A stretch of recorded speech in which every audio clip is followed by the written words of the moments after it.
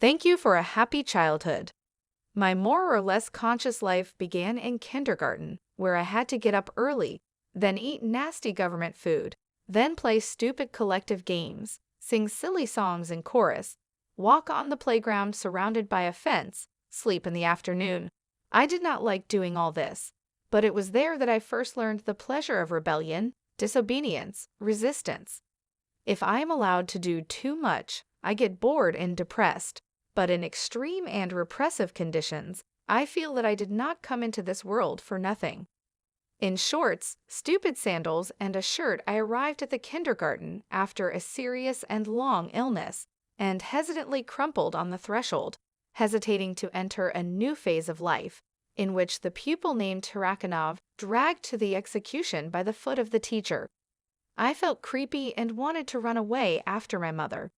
I did not believe in the affection of the other teacher, who sat me down at the first desk and ordered me to eat a cold omelet with a black crust. I was not ashamed to explain to her that I could not eat independently. However, she did not feed me, but ordered my desk mate to do it. She said that Lyosha was a good boy, and that's why he ate well, and she would teach me to do the same. Lyosha had already finished his portion and, without ceremony, began to shove the omelet in my mouth as sharply as in his. I, having already realized that all educators are my enemies, took a moment when she turned away and asked my neighbor to eat my portion, which he willingly did. All I had to do was drink ersatz barley coffee and eat bread. Then I sat with this Lyosha at the same desk at school, then at vocational school 6, then we worked together at the railroad depot, and it was no accident.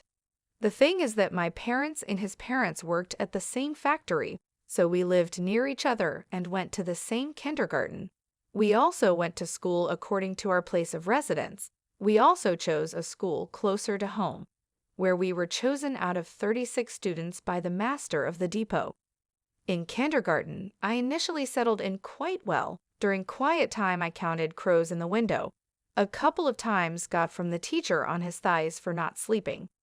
In collective games, I was allowed not to participate, and I was given access to the playroom, where only 2 exemplary children played, who did not break toys. I also had the right to mold from plasticine and draw, while the others ran and yelled and received for it a spanking from the passing educators. But Lekin's constant neighbor came back after his illness, and they moved me to Tarakanov, near the window. I immediately learned to eat myself, but the watery mass of mashed potatoes with bitter sunflower oil or whatever just jumped out of my throat. Then my new neighbor looked at me with his big, innocent blue eyes framed by lush black eyelashes, and handed under the table his spoon full of this abomination, and pointed to the shield covering the radiator, in which from above were drilled holes in which you could slip the spoon. So I understood my new friend without words. The next day we were already pouring soup into the chessboard from the cupboard behind us. It was my idea, and I was proud of it. It was even more fun than molding dinosaurs out of plasticine. What happiness to throw a fish cutlet on the cupboard and be praised by the teacher for eating well. And how funny then to watch the cleaner, who watering the flowers will find this cutlet. Then vigilant educators solved our crimes and fed us like geese are fed nuts. We vomited and poked our faces in vomit. But even during the execution, I gloatingly thought about the potatoes in the battery, which were not found. As Tarakanov had taught me, I yelled louder so that the execution would be over quickly and expressed complete remorse, falling on my knees and pretending to pray to a fat 40-year-old woman with an unhealthy complexion. We were seated at different ends of the hall, but we continued the work we had begun, even under close supervision. The next day, we were locked in the restroom as punishment, where we screamed, although we were not scared. There Vova Tarakanov, a real Vovachka from the jokes, piled a picturesque pretzel on the floor, and I broke my pencils into splinters and poked splinters into it in the semi-darkness. It was unpleasant to sit in an improvised punishment cell, a toilet for teachers next door to our improvised hedgehog, but we choked with laughter when we imagined how the educators would discover our creation. and we would at that time be holed up in the closet under the stairs, which we had recently discovered. But we couldn't run and hide.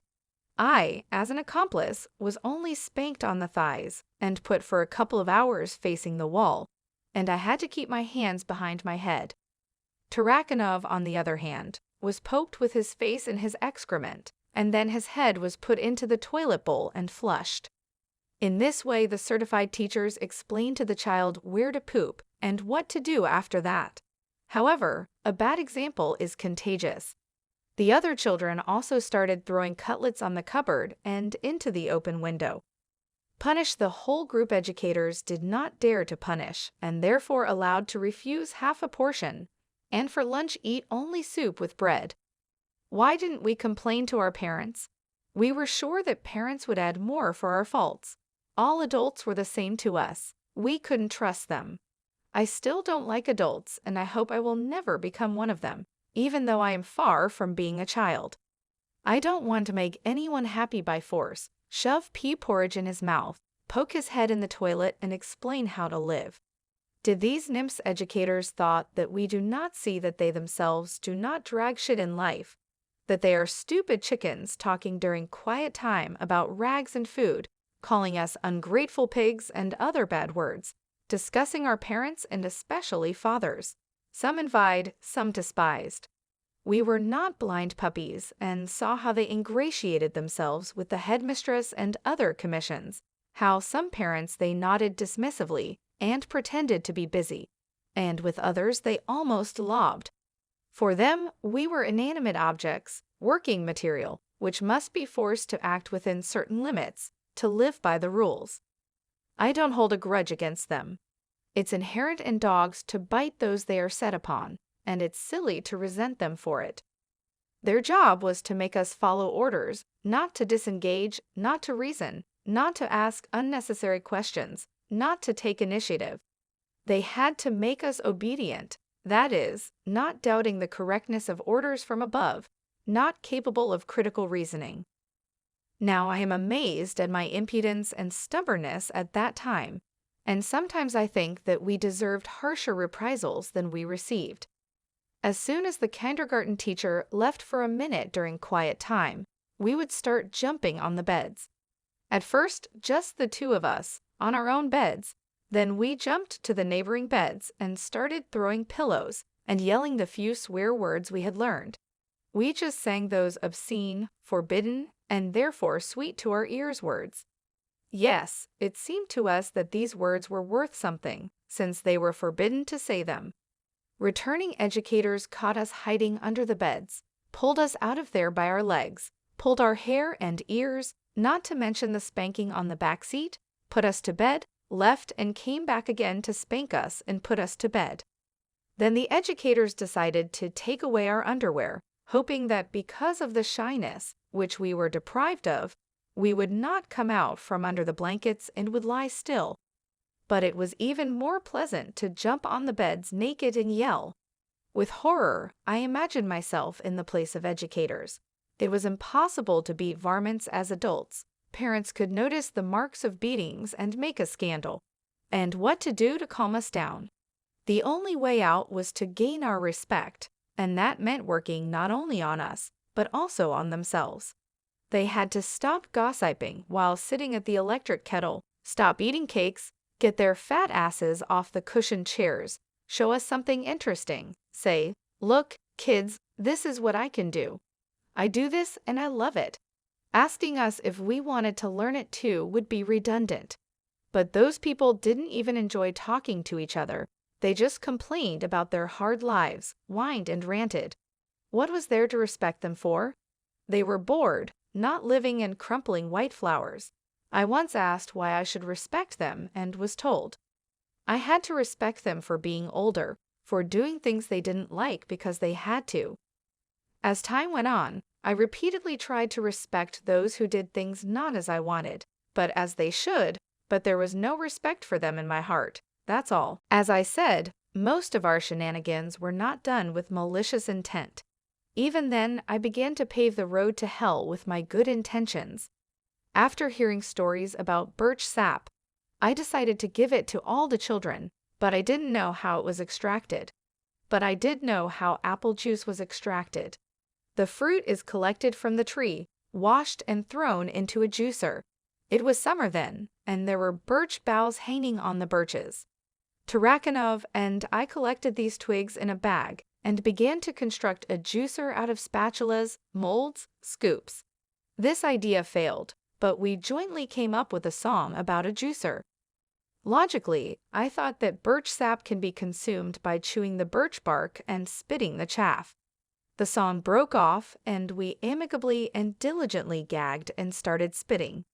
When we were making the second batch of brunnecks, other children came up to us one by one. We conscientiously explained to everyone that the pulp of these brunettes was indible and should be spit out, and even monitored the fulfillment of our instructions. We were responsible for our actions. The teachers were not on the site. They were drinking their coffee in pantaloons and bras, with lace on the terrace on the other side of the building. When the time for the walk was over and one of them went out on the porch and rang the bell, she was horrified to find that not a single child was on the playground. Then two jumped out of the bushes, ran briskly to a birch tree, and began hastily scooping twigs into sand buckets. The teacher did not understand what they were doing and ordered them to immediately stop hurting the poor tree and go to lunch. The two perpetrators confessed to everything when questioned. From hidden crevices, bushes from the trees reached for lunch, and the others, they were smacked on the lips for what they had done. The investigation quickly revealed the instigators, that is, us. We were brainwashed for a long time, but they never told us how the birch sap was extracted.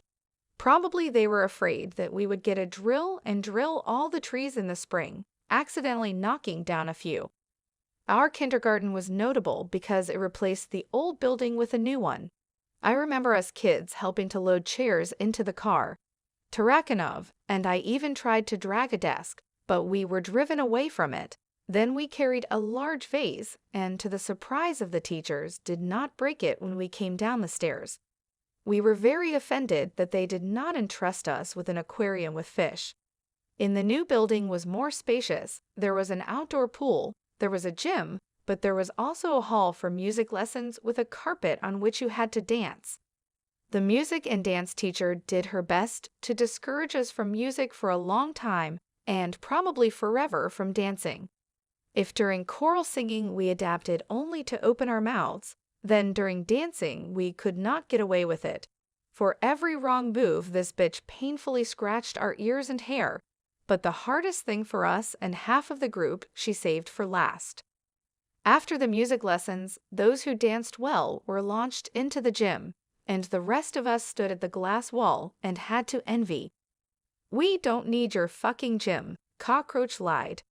"It's not fair," I shouted. "We don't have to stand and look at them."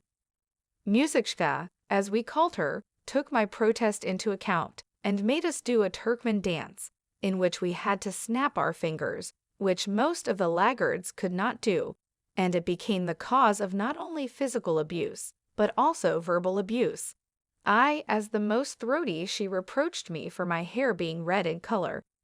I didn't mind when other pupils called me a fox or an inkwell, but I couldn't tolerate it from the unloved teacher. I burst into tears of impotent rage and said that I would tell my parents everything, calling her a fascist. I was watching a movie about the war the day before.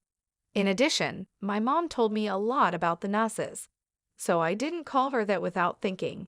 The fascist was frightened and gave the back, began to prove to me that it was my own fault, that I am stupid and awkward and will grow up to be a fool.